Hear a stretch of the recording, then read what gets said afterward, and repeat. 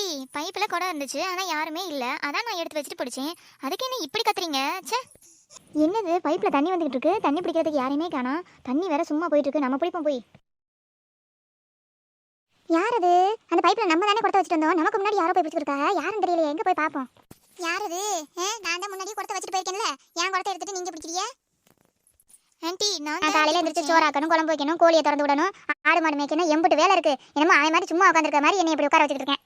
இன்னைக்கு பூரா நான் தண்ணி போட மாட்டேன் போல.